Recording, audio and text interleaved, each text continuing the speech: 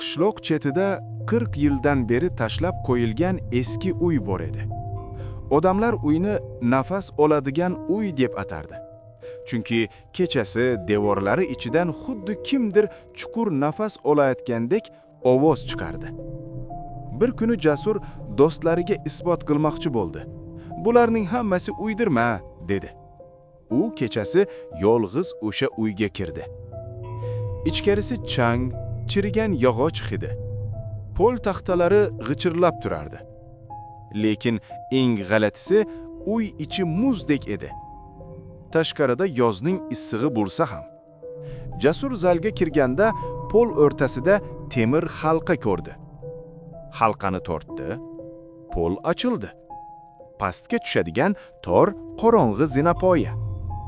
U pastga tushdi. Har qadam bosganida orqasidan xuddi yana bir qadam tovushi eshitilardi. U to'xtadi. Ovoz ham to'xtadi. Yana yurdi. Yana orqasidan qadam.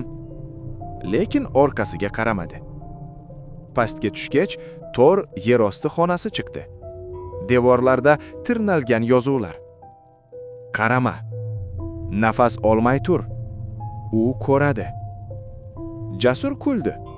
Bolalar yozgan, dedi. Shu payt xonaning narigi burchagida loyga o'xshagan narsa qimirladi. Bu loy emas edi. Bu odamga o'xshagan, lekin juda uzun qo'lli va boshsiz nimadir edi.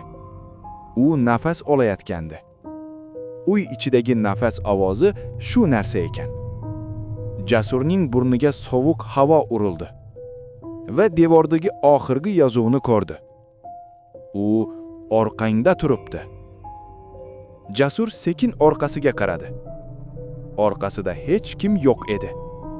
Lekin yer osti xonasining chiqish zinapoyasi yo'qolgan edi. Yuqoridan esa temir halqa sekin yopildi.